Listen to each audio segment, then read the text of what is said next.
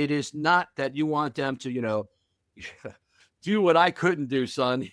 I never Right. followed my dreams, so I want you to, follow yours. I think that we can try to live our life through our children sometimes. I've seen that happen before.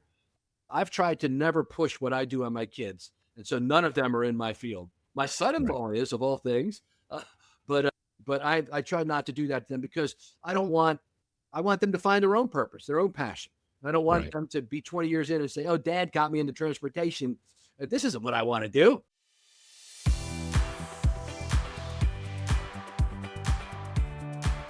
Welcome to Gap to Gig, the show for dads navigating the in-between season when work, identity, and priorities start asking different questions. Here we talk about what that season looks like and how to move through it with intention. I'm your host, Michael Jacobs, and today's guest is Paul Comfer. Paul is the author of the upcoming book, Find Your X Factor, and a seasoned leader who has reached the top of multiple careers across government, transportation, elected office, and national media. After decades of leadership and hundreds of conversations with high performers, Paul noticed a pattern many of us recognize. From the outside, life looks successful, but from the inside, something feels off. The work drains energy instead of creating it. Paul helps people understand why that misalignment happens and how to move toward work that fits who they are without blowing everything up or starting over. Paul, I'm excited to chat with you today. Welcome to the show. I'm really glad you're here. Thanks, Michael. I'm excited to be here too, man. Thanks for having me.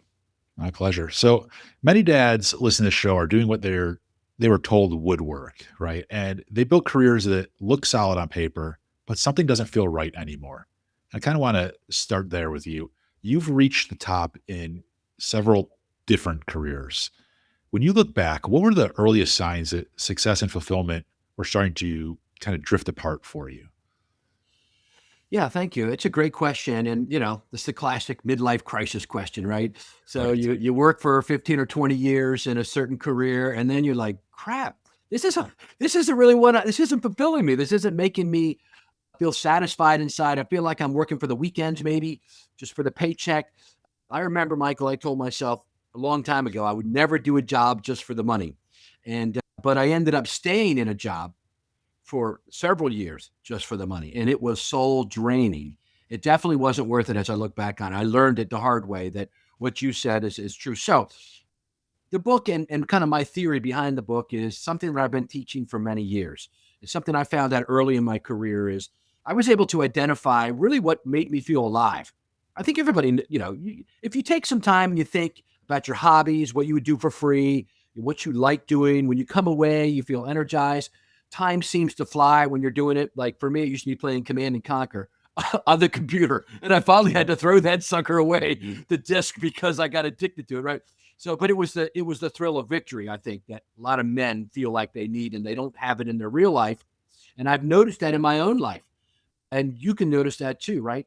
If you if you're feeling sports and any kind of scores, men have inside of them an innate desire, I think, to achieve, to win, to have victory. And we do it. That's why we're so fascinated by scores, right? And sports and all and video games that had battle where we kind of put ourselves into them. All that in my mind is salving an open wound inside of us, that we all have a purpose inside of us. And that when we're fulfilling that purpose, we feel full. We don't need these substitutes to kind of fill that spot in our heart. And I know we'll get into that more, but that's what I was able to find early on. What really made me come alive was what I'm doing with you right now. I Yeah. feel my best and I'm at my optimal performance as a human being at a dinner party with about 10 people, 12 people, and we're all socializing and talking about important things, not just surface things, the weather and sports, but, what's going on here. I actually host big dinners. I call salon dinners at conferences around the world where I invite top leaders from different industries to come together and to share what makes you come alive, what makes you feel, and these. So if I'm my day job is transportation. So if I have a bunch of transportation leaders, then let's not talk about that. Let's talk about, what, well, I like rescuing animals, one CEO might say, and another one might say, well, what I really enjoy, to be honest with you, is golf with my buddies on the weekend. So analyzing that and figuring out what makes you feel like you're coming alive is a big part, Michael, to figuring out whether or not you're on the right path to purpose. Yeah. I love that. I like how, early on in your answer, you said you kind of like slow yourself down to think about what is it that you like to spend your time on, right? It's like, to me, it's what would I do when I have nothing to do? right? What would I choose to use my time on, right? Because we all have a limited amount of time, right? Life is finite, right? You only have so many days there are so many hours in a day and so many days in a week. So it's like, how do you want to spend the time that you do have? And can you, how do you maximize the amount of time you spend on the things that, as you say, light you up, right? And give you energy. I like how you remind me to think about what it is that really makes me excited, really gets me energized because yeah, I can enjoy my work. Does it light me up every day? Fortunately, yes, for the most part, right? But that wasn't always the case. My first job out of college, I wasn't like, oh, this is the greatest thing ever. I want to do this for the rest of my life, right? But I had to figure out what do I like? What do I enjoy? And can I find a career out of it? And not everything you could build a career out of, I presume, right? Like I don't think there's not probably not many professional Command and Conquer players, Right. Yeah. right? Did you ever play that on the way? I did not. I know people that did. Yeah, yeah. It's addicting me, and I don't even want to Yeah, say it because I probably get somebody addicted to it. But yeah. But anyway, yeah. No, and you're right. It doesn't have to be always a career, right? It's about your life being yeah, rounded. Yeah. right. That's really interesting. Like sometimes I think a lot of dads feel guilty that they have a stable career and they start to question it, right? They're like, I have this career. I'm lucky I have, especially in today's day and age, right? Right. We're in a very unique economy right now, very challenging economy. And there people I think a lot of dads feel fortunate that they do have jobs right now, the ones that do have them, right? And so they might be feeling guilty that, yes, I have this job and it's paying me well, but it's not really what I love to do. And so there's sort of this like internal tension there, right? Between they they have this job, it's stable, they've had it for a long time, it pays well, they're respected at their job perhaps, but it's not really what they want. Why do you think that internal tension shows up so often Yeah. between like, yeah, I'm fortunate to have this job, but it's not really what I want to do. But Yep. I'm going to Yep. stay there because it's great, or no, I need to start looking at Right. doing something different. Let me answer that with a quick story that I recount in the book, Find Your X Factor. And that is when I was young, I love music. I still love music. I play piano, I sing. I had a band, Sons of Thunder. We recorded, we, toured. It was a full band, we played a lot of original music, we guitars, bass, drums, backup singers, lights, everything. We're pretty, and we put all of ourselves into it while I was in college, So I'm in college. The other big thing I'm doing is a band. We played it at my college. It was awesome. So, but as we got through college, getting 21, 22 years old, we all started to, we were all basically the same age in our early 20s. Right. Our drummer was a little bit older. He'd been in another big rock band in Florida, but we all, my rhythm guitarist got married. I remember that's what happened, Zeke. And so then, he had other priorities. And we were practicing several nights a week. We were out every weekend trying to do gigs. And it came to me, we all loved this and we all felt like we could make a go of it. Could we really go pro?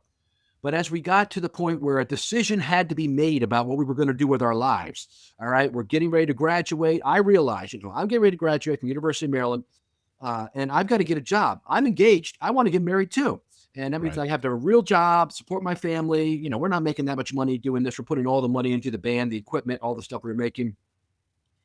And I basically came to the conclusion that even though I love this, even though this makes me feel alive, I love being on stage performing, I love being with my friends.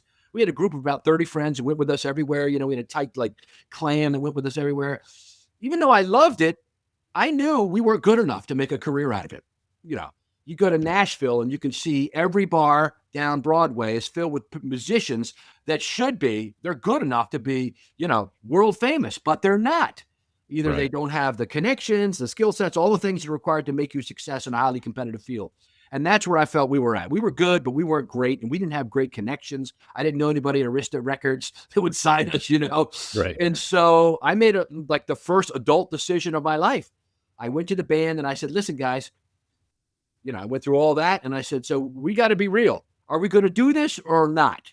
For me, it's not. I don't think it's going to happen. And in 3 or 4 months, I'm going to graduate and then I'm going to get married shortly after that." And we all agreed. And so I was the leader of the band. We broke the band up. And so that is a real adult decision to make, to stop doing something you love to try to make it a career. And, then I ended up falling into something that I'm still doing 38 years later. The reason I tell that story is that I think a lot of us as men have that, we're young, we want to be whatever. You might want to be, I want to be the next Tiger Woods, I want to be this, but you have to be realistic and you have Right. to look at your skill sets. That's what the X Factor is all about, by the way. The X Factor, the concept of the X Factor is the advice, follow your dreams, follow your passion, is only one part of the equation. The other part is, what are you good enough? What are you good at? Not what your Yeah. mom says you're good at when you're young. Your mom thinks you're good at everything. But what do Right. other people come to you and say, man, you're fantastic. You've gotten some certificates for it, or you've gotten recognition.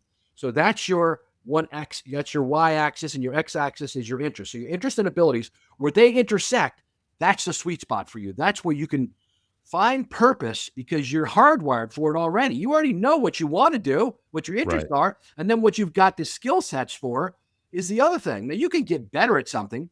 Doesn't mean, but maybe not. Maybe in the time frame required, like for us as a band, I knew, look, in the next 6 months, we're not all going to become A+ musicians. We're not going to become Jimi Hendrix, right? We're the average garage band. So we don't have the time or the energy to focus on that enough with people that could teach us. So we can't do it. Yeah. So we're going to stop focusing on that as a profession and make it a hobby, to go back to what you were talking about. So I've continued to play piano. I played in churches. I played for my jobs. I played at a senior center where I play for the seniors, holiday songs and all. And I continue to have that in my life, but as a hobby, not as a career. So I think that analysis comes, you're talking about time to kind of sit still and kind of Yep. do an analysis, that there's a time to do that. And I think for a lot of men, the time is right now, this coming weekend. Huh. If Yeah. you're feeling what you're talking about, Michael, if you're feeling unsatisfied, unfulfilled, you are afraid, you don't want to jump out of the frying pan into the fire, so to speak, and switch careers. You don't have to. We'll get into that in a minute about my suggestions for people that they could consider. But clearly, there are things that we're passionate about that there may be an other form of expression for. So what Yeah. I really like was being on stage Right. as a band, right? I liked writing the music. I wrote 50 songs, copyrighted them. I like being with my friends. And so if I break that apart, what are the facets of all this that I really enjoy? One of them was being on stage talking, putting kind of my ideas out there through song there, but could it be elsewhere? And that's what I've been able to do. I've been able to take that part of the music experience, the equation, and the friend part by bringing friends with me to each job. The little Levin from the last job comes to me to the new job. I hire the friends and associates that are my workplace buddies to the next job. When I got the job as CEO of the MTA in Baltimore, which is the 11th largest transit system in America, we had 5,000 employees and contractors and a $1 billion budget. I brought people with me that I knew I could count on to be my right hand and left hand there to help me achieve success there, which we did. So the key, I think, is analyzing, breaking apart your interests, figuring out which ones can intersect with your abilities, Right. and then finding that sweet. That's your X factor. Love that. It's a smart approach to melding your interests with your skill set, right? But to me, the thing that stands out was, just because you can't make a career out of one of your interests doesn't mean you have to give it up, Right. right? You said you can do it as a hobby. Like for you, it was playing music at church or wherever else you could play. It wasn't to earn a living out of playing music, but you're still able to scratch that itch, right? Still able to allow yourself to enjoy the things that you enjoy, even if that's not what makes it a career. But you can take elements of that thing that you are most passionate about and find the career that fits, that allows you to take advantage of those elements, right? So like for you was, you enjoy the performing aspect of it and the getting in front of an audience, and also the surrounding yourself with people that you enjoy spending time with and that you can trust, right? And you're able to take those particular elements of being in a band, which was your original passion, and create a job in a completely unrelated field, right? So there's opportunity to take what you're interested in and apply it elsewhere, so you can still feel like you're getting meaning from your job and still feel satisfaction in your job without draining yourself. but also having the time then to pursue your other interests, your other passions as hobbies or as, you know, giving back in the community, Right. whatever it may be, right? Like, Right. I think you said the example of, maybe there's a CEO that like that cares about animal rescue, right? So then maybe they do some volunteer work in the animal rescue thing on the side. That's not their day-to-day job, right? They are managing their business or organization, but they have they can still pursue these things that still give them inspiration and hope and satisfaction on a regular Yeah. basis. So I love how Yeah. you put all that together, but you don't, just because you figure out what your X factor is, doesn't mean you have to give up the things that you truly enjoy. That's right. And there is a way, I think, to integrate some of them into your work. So here's what I did. So I get my first job, right? So we break up the band, and I run for office for county commissioner when I'm 21. I love politics, getting my voice heard. I've been writing letters to the editor since I was 12 years old on topics I cared about. So I lose. I'm 21 years old. People are like, "Yeah, you're a Right. nice young man, but we're not Right. going to put you as county commissioner." And but I meet a guy, and I have a chapter in the book called "I Met a Guy." It's a story of my career. Every single job I've gotten is because I met a guy. It's always been a guy, not a close friend, just somebody I met along the way who Yeah. sees value in me and says, "Hey." So Irving was the guy's name. He ran for office too. He lost too, but he was head of the Department of Aging for the county, elderly services. And so we got to know each other during the campaign. And he said, "Hey, Paul, when you graduate, I know you're interested in local government. That's why you're in for county commission. Would you like to come work for our department?" And I said, "Yes." I mean, local government to me is where it's at. That's where the rubber hits the road, and that's where I wanted to. That was my passion. That's why I'd run for office. And so he said, "All right, which job do you want?" I got two jobs. One job is called the nutrition coordinator. And this one oversees the three senior centers we have in the county. It's called nutrition coordinator because you help set up the menus, but there's guidelines. You don't have to be a nutritionist to do that, but that's the current title. And then the other job is transportation coordinator. That's a brand new position. I just got a 1-year grant to run the program. We have enough vans now, though. We need somebody to kind of lead that for us. So I said, "Well, I don't know, Irving, which one do you think I should do?" He said, "Take the transportation one." So that's what I got. Here I am 38 years later, basically doing the same thing. But I Yeah. was able to infuse into that job those things we talked about. Right. So I started a newsletter that it was for the whole department. I wanted to communicate. So I started a newsletter. Then I started a monthly meeting for all the employees. We only had like 15 employees, but I would do a monthly meeting. They're all old enough to be my grandparents, the drivers and the dispatcher and all. So I'd do a cover dish meal. We'd all talk about what's happening. Then I'd give a little talk on some topic that I was interested in that week, maybe a book I read or whatever. But right from the beginning, I infused into my little small job with a $250,000 budget where I was making $14,876 a year, just about the poverty level in a local government job. But I was able to put into that job what I loved. And then I the interaction that I had with the seniors in the senior centers just filled my soul. Every day, Michael, I went home feeling like I know how I impacted their lives today. I Right. I was on the van with them, taking them to here. I even got my commercial driver's license so I could do the job and drive the larger buses. And so I infused that. And each job along the way I've had, I was able to do public communication, which is, as I've been able to summarize kind of what my interest level is, the x-axis of my interest. So my interest was public communication. So later on, I'll just wrap it up real quick, but just to give examples, later on, I became the county administrator, like the CEO of the county government. And while I was here in Queen, my home county, where I'm right now, across from Annapolis, Maryland, um, I found that we had $1 million cable access fund. The cable companies were paying the county money to maintain the right of ways. Their cables went down. That's a deal in county governments across America.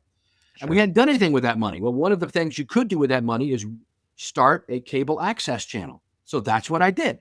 I hired a guy to set up a studio in Washington, D.C., came here, built a studio for us in the county, and I built what's called a PEG channel, Public Education Government Channel. I got the community college, the Board of Ed to have their own channels, and we started putting on there, the county commissioners meetings, the planning and zoning meetings, but also programs about the community. And I was able to put myself into a place to do public communication. Later on, when I did the same thing in another county, enhanced their station. I won an award as the cable access leader for Delmarva, the three-state area for the cable industry.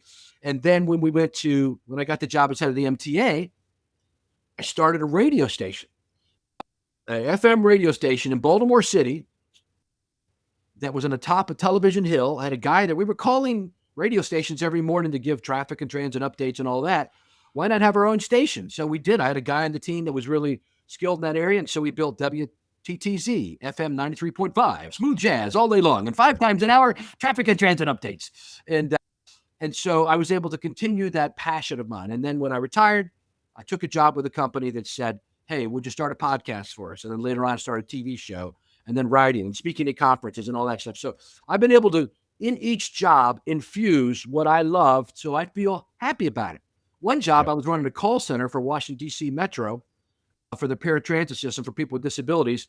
And I couldn't find an outlet, Michael, for that, that there was, I wasn't in a position of power to do Yep. something dramatic like those jobs. But you know what I did do? I volunteered. I said, how about I do the new employee orientation the first day? Not the in-depth training on how to use the software, but I want to be the one to give an orientation to what we're doing here. It's a full 8-hour day. So once every 2 weeks, I got to stand up in front of 30 people and talk to them and communicate and interact with them. So that's my suggestion to those men in your audience or women who are listening, saying, what? Okay, I don't have the Paul, I don't have the authority to start a radio station. I don't have the power to do that. I'm a cog in the wheel. Well, are there things after you've identified what they are, your interest? Right. Are there things that you could volunteer for in your organization, even if it means some extra work, but it would fill you with satisfaction knowing that you're using that skill set that you have and your interests. Right. Yeah. So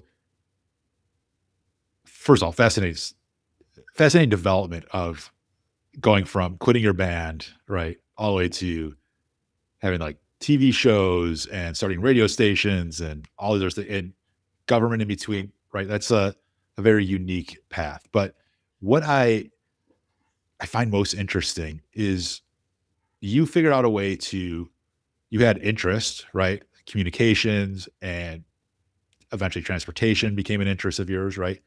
You align that with your abilities, right? You were clearly good at organizational skills and communicating ideas and putting people in the right places, but you also had purpose, right? Like one of the things you said early on was the value you got from working directly with those seniors in your first job, right?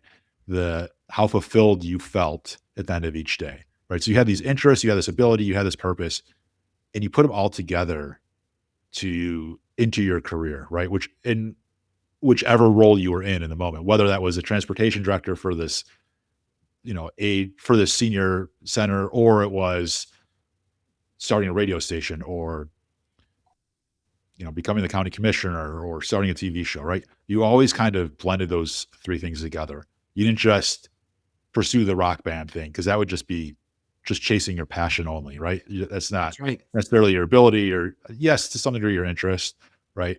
You found that kind of holy grail of purpose, interest, ability, but it's not always easy for somebody, I'd imagine, for somebody to recognize all three of those aspects together. What allowed you, do you think, to find your purpose, interest, and ability? Like, how did you figure that out for yourself? Yeah, trial and error, and I'm not like a real introspective person, Michael. If anybody's done the personality profiles, the disc profiles, whatever, I'm a sanguine choleric, or I'm a DI on the disc profile. So I'm not like the melancholy phlegmatic personality that does a lot of deep introspection about their life, and it's constant, feels things deeply. I don't. I'm more of a surface guy focused on today and tomorrow, not looking to the past. So it took me a while to actually even figure out what was happening. I kind of did it naturally, I just, because I'm a go-getter in these jobs, I'd be like, yes, I want to do that. Not really even realizing there was this silk thread going through everything. And it wasn't until much later in my life, after my 40s, when I really figured out, where do I feel the most fulfilled? It is when I am, standing in front of people, talking to them, sharing, relating, finding out what's great about them. Here's what my thoughts are, and kind of the people side. I mean, I grew up in a pastor's home. My dad was pastor of a church. And so I grew up knowing that my life was going to be committed to people. I'm a people person. I'm not a thing person. I'm not a mechanic. I'm not, there are a lot of people that are those things, a lot of guys especially, right? But I was able to identify that part early on. I knew what I wanted to do. And then I found out within helping people and that making my life purpose, what is my real thread line? And as I look back through it all, I said, I see what's going on here. And to be Yeah. honest with you, in the last 5 years, I was pulling together the ideas for this book. It became even more apparent to me. So here's what I would suggest. If you don't mind, I'll give a free resource to your folks who are listening, to your listeners. Great. So I've created a website called findyourxfactor.ai. And the very first thing you see on it is take a free assessment. And I felt like, it is hard to figure this out on your own.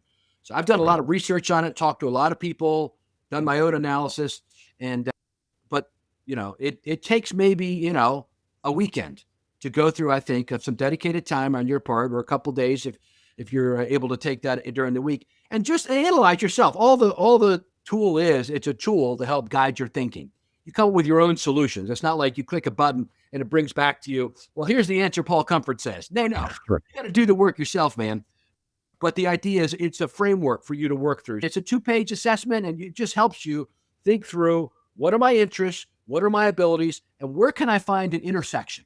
Because I think, Michael, we all, those of us who, studied psychology, whatever, we know there's something called, and it's a triangle or a pyramid that says, at the bottom, we all need safety and security. Then we work up to more of the, intangibles, love, fulfillment. But the top is self-actualization. And the purpose of me being on your podcast today is to help men, especially, reach their self-actualized position, meaning you reach your highest and best good. When people say, are you living your best life? That's what it means in my mind. And so I think to do that, it's not what your dad's career was, right? Like my dad wanted me to follow in his footsteps. He wanted me to become a minister. And I just never felt like that was my calling, man. I felt like, to be honest with you, my calling was in government. And it's a weird thing to say. I'm from the government. I'm here to help you. But especially local government, I felt like that's what I spent my career basically in local government and transportation. So, your dad or your mom can set you on a career path, and then later on, you're like, this isn't what I wanted to do. One of my son's best friends, his dad had an HVAC company, and he basically was willing to give it to his son. And he had built up a great business. But his son was like, Dad, it's not what I want to do. You know what he's doing now? He's a cowboy in Montana. His name is Patrick. And he sends us pictures, and he's doing just, the Yellowstone lifestyle. He's actually as far as on a ranch, moving horses and cows and all that stuff. So anyway, he found what was he's living his bliss. So everyone has a different path in their life, and you might be set on it by happenstance, like me. A guy says, hey, which job do you want? I'm like, I don't know. Or you can end up in it for some other reason. And later on, as we started the podcast saying, now you're 15, 20, 25 years in, and you're like, crap, man, this isn't what I wanted to do. I don't feel fulfilled. So it's just an opportunity to take a moment and find out why you don't fulfill. Right.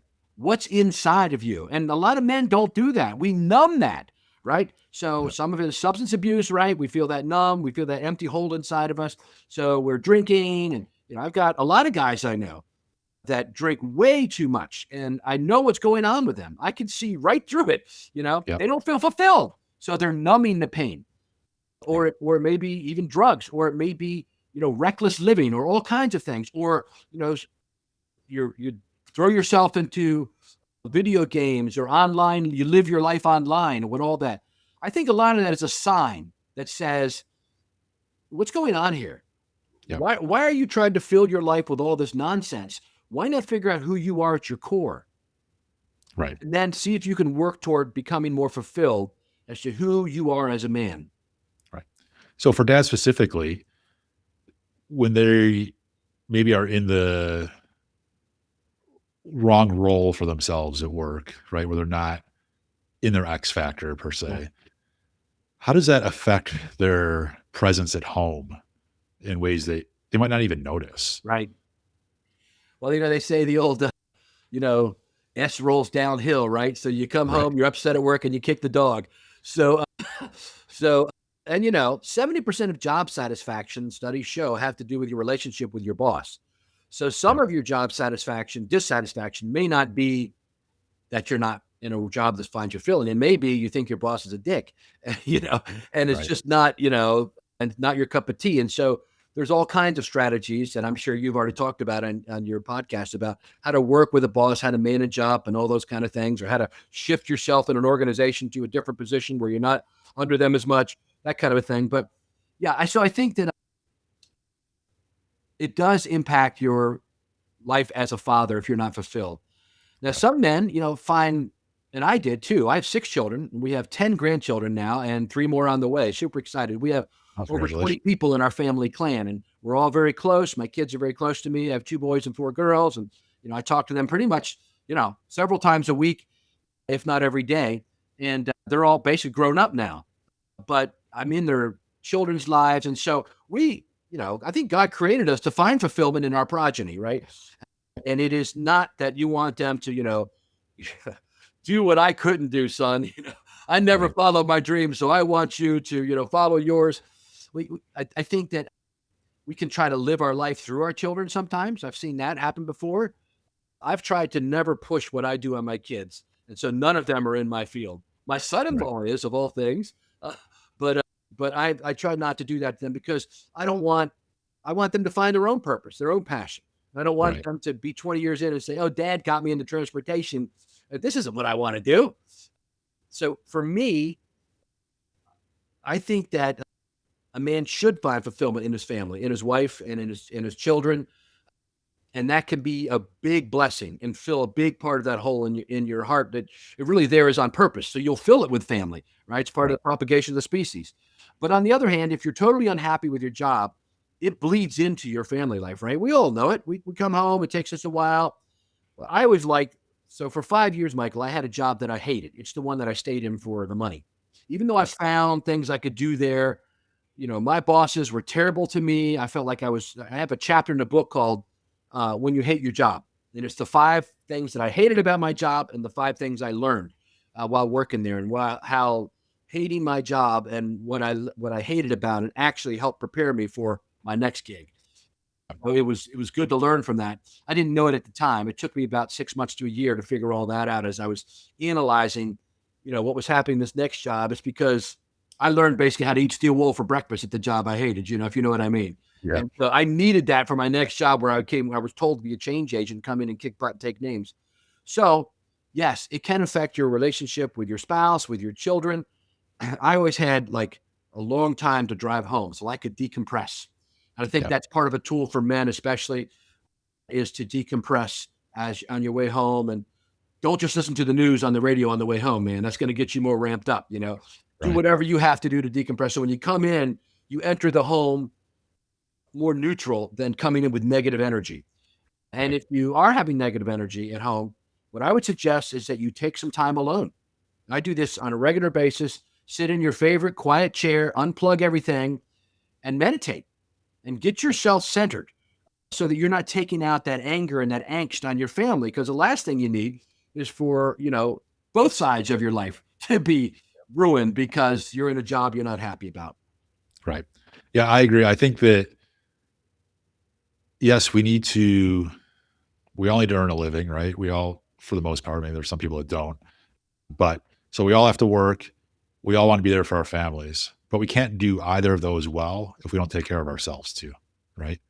And whether that's meditating or listening to your favorite music on your way home or reading a book, or maybe it's going for a walk or Yeah, walking is exercising good. or Yeah, right, or maybe you are you're a super extrovert and you get your energy back by being in groups, and maybe you're part of a team or you go to events or something to take care of yourself, right? At the end of the day, if you want to show up at work and you want to show up for your family in the ways that you want to show up, you have to be there for yourself too, right? You can't forget that you need to do something to recharge yourself. Because if you just give and give and give, at some point you're going to deplete, and you will start to, it'll be very difficult to manage the relationships that you want to manage in the way that you want to manage them. Now, on the flip side of this, you have what you call your X factor, right? Which you find what really aligns with your interests and your skills. And at that point, you've told me before that it makes work kind of feel more like play, yeah, right? What changes when work stops draining energy and starts creating it? Yeah, absolutely. That's all really great points. Let me comment one more thing about what you were just saying because you Sure. sparked something inside me, and then we can go into this, which is kind of self-care, right? The old saying that if you hear them on the airplane, if you're sitting next to a child and we experience cabin, decompression, put the mask will drop, put the mask on yourself first, and then Right. take care of your child because your nature is I want to take care of them first, right? If you're Right. a good father, which I'm sure most of your listeners are. So, but you do have to take care of yourself first. So I think that involves, we haven't talked about it, but let's just dive into it for 2 minutes, Sure. which is a morning routine, which gets you focused and ready for the day, right? So the last thing you want to do is open your eyes and immediately get absorbed in social media, laying in bed, in my opinion. Or, so I think after, you go to the bathroom and you go downstairs or whatever, I think that even if you have to wake up 30 minutes early, you need to find a place to do something that empowers you, something that it, like you said, like go for a walk in the morning, a 15-minute walk, just to clear your head, to get your health self-focused, some self-talk about what you're going to do today, kind of getting yourself charged for the day. Something that, so what I love reading history and great biographies of great men. And so I spend 4 out of 5 mornings I get up, get my coffee, go downstairs, and I work from home, so I don't have to run to the office now. But I'm able to sit. If even if I was going to the office, I would just start this way anyway. Sit for 15 minutes and read the book I'm reading. Right now, I'm reading a book about the relationship between the Kennedys and the Churchills, and it's very interesting. I'm sucked right into it. So something that feeds my soul. Right, I Right. need my soul to be fed every morning. We don't want to go into work with our cup empty. Right. We don't have anything in the tank then. We're depleted. And then a walk will help you. So I would say add yourself a 30-minute window in the morning where by yourself you can feed yourself and get yourself ready for the day. I think that's so key. It's really helped me as a man uh, not let the weight of all the things that are going to hit me in the day hit me when I'm not prepared. It helps me get prepared. And then what my wife and I do is we've been married 38 years is we have coffee. She comes or she's sometimes there before me, but we sit and we just talk about the day. And so then I relate to my spouse, my other half, and we Yep. make sure we're on a good part, even if it's just 5 minutes of general conversation. What are you doing today? What do you got going? What do you have for dinner? Blah, blah, blah. Just something to connect so that when I leave and kind of dive into the day as into my job, I've got myself and my number one relationship centered. So I'm not off balance for the rest of Right. the day thinking about, oh, I should have, I'm angry at my wife or whatever. So I think that centering is so important every morning. You think that's true? I do. I think I like how you break it down to a manageable activity, right? We're not saying you have to do these grand gestures, right? You don't have to do these grand things for your spouse, right? Every morning. You don't have to do these grand things for yourself either. It's 15 minutes with a book. It's 5 minutes of just connection. And the connection doesn't have to be anything earth shattering, right? It could just be like, this is what I've got on my schedule for the day. This is what you got on your schedule for the day. We're going to come back together for dinner. This is what, we're going to do for dinner. Right. And that's it. And it's just like a way to be like, yeah, we're on the same page. Exactly. And right. And there is some comfort in routine, right? And that you get from that of knowing like, okay, I'm not going to be able to control my entire day necessarily, especially if I work with others. Right. Right. But I do know what comes next. I do know there's dinner there at the end of the day with my spouse, with my partner, with my family, right? Or I do know that I've got this 15 minutes for a walk every morning or 15 minutes to read a book to just kind of decompress and set myself onto a certain trajectory for the day, Yes. That's a good right? word, trajectory. I love that. Right? Because you can't control your entire day. You never know what's going to happen, right? Right. So, but you can have things that you kind of rely on. You have your guardrails there that kind of keep you within limits so that when something unexpected does come up, you still have something to fall back on. It's Right. good. Yeah. Yeah. Especially in management, right? They say the main job of management is interruptions.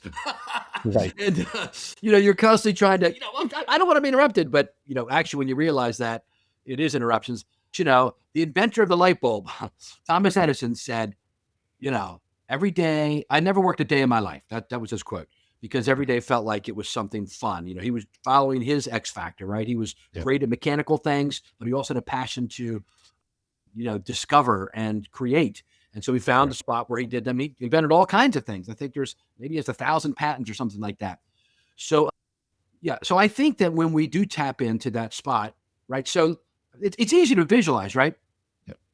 Do you wake up with fire in your belly every day? Not acid reflux, which I get sometimes, not that fire, but the fire in the belly, metaphorically speaking. Yeah, I can't wait to go to work. I'm telling you, 4 out of 5 men don't have that. Right. They wake up resentful, Monday morning, the Monday morning blues. That's terrible to live that way. So you got to find, in my opinion, you got to find some reason that you enjoy work. And so that's what we've Yep. been talking about today, figuring out a path for you, even if it's a volunteer function at work you're doing where you get some satisfaction. Yep. And you don't want to quit your job. It's not about blowing up your life, and all that stuff, unless you found something definitely better. But I have personally done a lot of zigs and zags in my life for that reason. I would get to a point where, I want to use my same skill sets and my interests, but it is, maybe I'm not, maybe it's not that I'm unhappy where I'm at, but maybe something better has appeared as an opportunity through a conversation with someone. And so, I'm a believer in risk taking, no risk, no reward. Not everybody can do that. Like I've had, 8 jobs in my life. This current job is my longest I've ever had, 8 years. Some of my jobs are 2 years, 3 years, 4 years. I think 4 is the average. That is the norm today, by the way. I think everybody knows that today, the average, it's not like you do your 30 years to factory and then punch out. Right. Almost no one does that anymore. Corporations have proven why that's the case. The Yep. corporations we work for. So, but you want to wake up with joy in your heart about some task that you're going to do today where you Yep. can look forward to it. And so look for it. But first, you have to do your self analysis to figure out what it is. If you don't know what you're looking for, you'll never find it, right? Like Yep. Alice in Wonderland, she goes to the Cheshire Cat when there's a split in the road, and she says, "Which way should I go?" And he said, "Well, where are you going?" She said, "I don't know." He said, "Well, then either road will do."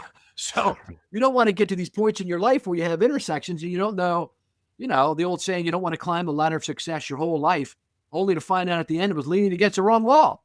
So you Right. need to do that's what this book is about. That's what me being on your podcast is about, is giving men permission to take some time to analyze themselves, some self-evaluation, just looking for, you don't need the book or anything to do this. Just figure out what are my interests. Go back and find that plumb line. And what am I good at?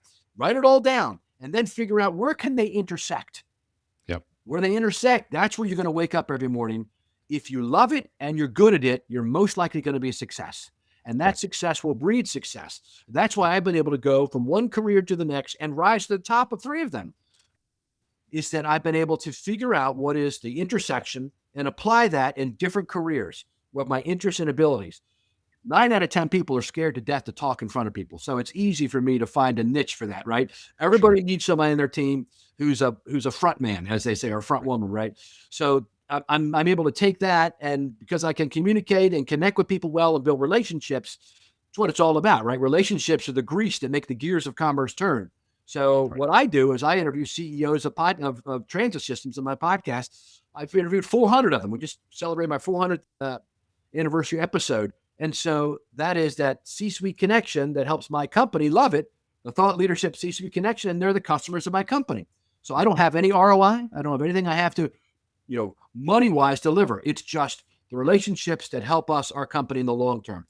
So Right. my thought to you is that, to wrap it up and to summarize and kind of tie a bow around it, is that if you can find 1 or 2 things that make you feel happy because it's using your skills or your interests at your job, and you're able to integrate them into your job, I'd encourage you to look at doing that. And Yep. if you can't, then I'd say open up your eyes and don't quit, but open up your eyes and start looking around. But you have to figure out, again, you don't want to just jump from one thing to the next if it's not going to be fulfilling to you. If you don't feel fulfilled, you got to figure out why first. Right. That's what we're talking Yeah. about today. Figure out why, write it down, and then you know what you're looking for next. Yeah. Absolutely. What I find really interesting about this is I think, and this is my theory based on what you just said, is that your interests change, right? So Yeah. what you were interested in when you first graduated college, probably different than what you're interested in today. So your X factor is not a permanent position. right? That X factor moves with you as you go through life, right? We're all humans. We experience different things, and those experiences tend to shape us and what we like, what we don't like, right? And so it's okay to take a job that you enjoy today and not enjoy it 5 years from now, 10 years from now, right? And as your interests evolve and change, and as you learn more and as you accomplish more, that maybe you have to reevaluate on a at some point over time that what was interesting to me when I took this job, 5 years ago doesn't interest me now. So what does that mean for me, right? And that's where that kind of self-reflection, that evaluation comes in of like, okay, my X the lines on my X for my X factor have moved. They've shifted, and that's okay, right? It's really good. I like that. Thank you. Yeah. So I want to ask you one more question before we jump into the speed round. Okay. If a dad suspects that they feel that they are misaligned, but they have no idea where to start, what's the first question he should ask himself? Where do I feel the most alive when I'm doing what? What makes time pass? It could be building models. I know some guys that love building, big train cities, with trains and models, and they just get lost. 5 hours later, they look up, they're like, holy cow. Right. So look at what you love, what you love doing, what makes you feel like you come alive, what you lose track of time in. That's the first question to figuring out what are my passions, what are my interests, and then that has to Yep. intersect later with what your abilities are. But that's the first question I would ask myself. And you can do that without a lot of effort, probably. If you sit Right. still and think for 30 minutes, you could probably write down 6 things. Good. Right. You got one of the axes figured out. That's awesome, man. You're on your way. Yep. It's so simple on the surface, right? But we never give ourselves the opportunity to sit back and answer that question, That's right. What do you love right? about hunting? What do you love about fishing? What do you love about golf? The things that you like to, what do you love about NASCAR racing? Figure that out. Right. Just take a time to analyze yourself. You don't have to be a psychiatrist. You know yourself. Right. Just write down, oh, I love NASCAR because I love when my guy wins. Okay, so that's a good thing. So you just go down through all that. I love golfing. For me, you know what I love golfing about? I love being out in nature on a beautiful golf course. That's kind of what I really enjoy about it. I hate having to hit the little ball in the hole. That's Right. frustrating, right? Yeah. It is fun when you finally get it, right? But and I Right. love being with the person I'm with. During the pandemic, I golfed every week with my wife. It's the only thing you could do, Right. and so we just had time together outside in nature, and it was awesome. So you figure out, analyze. It's not that I love golf; it's that I love what I'm doing when I'm golfing. So Right. figure that out. Maybe you Right. like being outside. Like my daughter's boyfriend, he wants a job that's outside. Yep. So that he doesn't want to be stuck in an office. So that's pretty good. Then you can Right. figure out, or half the jobs are off the table. I'll Right. focus on these jobs that are going to let me be a DNR cop or whatever, Department of Natural Resources, Right. something that'll put me outside. Anyway, you can figure that out, man. Just take some time Right. and think it through. Absolutely. And it's not that it's more on surface level, right? It's not oh, I love golf, right? It's why do you love golf? Right. What is it about golf that makes you so excited? Right? Is Got it it. the feeling of nature around you? Is it the accomplishment of getting that little ball in the little hole, after you're hitting it 500 yards? Or is it the social aspect of it, right? They're different. And which of those things are of most interest to you? Which are the things that you really don't want to lose, that you, Yep. you want to keep doing more of? And then where can you apply those elsewhere? So love the question. Again, it's so easy to think about, but we just don't give ourselves the opportunity to do it. And sometimes we just got to be like, okay, what am I like? What am I doing here? What really, you know, lights my fire? What makes me excited? Yep. All right. So we're going to go from the serious discussion to the not so serious discussion. Here's our speed round. It has nothing to do with anything. Okay, 5 quick cool. questions. Starting with this one. What's the first kid show theme song that comes to mind? Barney. Barney. Okay. I Yep. just was quoting it to my kids the other day. Clean up, everybody do their share. Tell my grandkids that. So Yeah. See, the one problem with this speed round is I always get these songs stuck in my head for the rest of the day. So now that's good. okay. Let me think about that. What was your very first job? It was McDonald's. McDonald's. Okay. Yeah, and actually before that, I'd created a job for myself. I had a lawn care business where I was cutting grass with a friend of mine for all my neighbors. But the first job I had was flipping hamburgers at McDonald's. Nice. Very nice. Would you rather spend 24 hours with a toddler-sized T-Rex or a T-Rex-sized toddler? The first. Toddler-sized T-Rex. Yeah. Why is that? Because I could protect myself from that. Okay. Fair enough. What's your go-to karaoke song, or the one you would sing if you had to? So I need to change it because I'm going to do karaoke in a couple months because it's too slow, but it's Free Falling. Oh, sure. Tom Yeah. Petty. One of my favorites. Love Yeah. that. And what's the weirdest thing you've ever carried around in your bag, briefcase, or pockets? Probably my wife's purse. You know, that's not something I enjoy doing. I get it. That was fun. I appreciate that. So before we wrap up, I want to give you the floor for a moment. If someone's listening right now thinking, this is exactly what I've been feeling, right? Like, I need to find my X factor, or just wants to learn more about what you're doing, whether that's the Find Your X Factor or your transportation TV show, stuff like that, where should they go next? Yeah. Well, you can find me on LinkedIn, Paul Comfort. You'll see I have like 30,000, 27,000 followers, whatever. Just find me on LinkedIn. Let's link in. I post something pretty much every day there, either transportation or now this new kind of TED Talk style stuff I'm doing. But the place where if you want to find more about Find Your X Factor is the website I mentioned, www.findyourxfactor.ai. You can pre-order the book on Barnes & Noble. The book is actually out on August 11th. But if I get 300 people to pre-order it, Barnes & Noble will put it in their bricks and mortar bookstores. So that's what I'm hoping we can do. It's published by Morgan James. And I'm at Paul W. Comfort on Instagram if people are interested in following me there. The TV show is Transit Unplugged TV. It's on YouTube. It's got its own channel. It's also on 30 television channels around the country and on streaming services. And the podcast is Transit Unplugged, and you can find both of them on our website, transitunplugged.com. Awesome. That's great. Thank you so much, Paul. I'll put all those in the show notes as well. Make it easy for everybody to find. I really appreciate you coming on the show today, Paul, and giving us not just a sense of hope, but a path, right? Whether we feel stuck or not right now, it's probably a good exercise to think through what really is important to us and what really interests us, right? And then kind of figure out, where does that fall on my scale of abilities and purpose, and how do I kind of meld those things through? So it's a timely discussion regardless of where we are in our careers, right?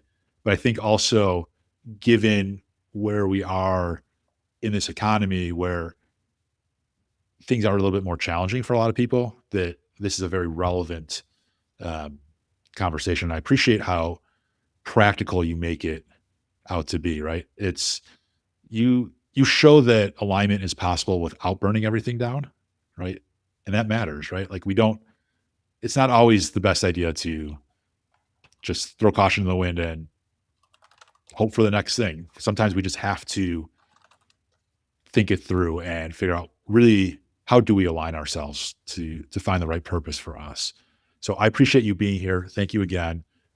Thank you for everything you're doing. And finally, before you go, if you're a dad listening to this and you find yourself in between, navigating a season that feels different, head to gap2gig.com and subscribe to the Gap to Gig newsletter. It comes out every Friday, and it's a quieter space to reflect on work, life, and what really matters right now. And if this conversation resonated, please consider sending it to another dad who might need to hear it. Until next time, I'm Michael Jacobs. Thanks for showing up and listening to Gap to Gig.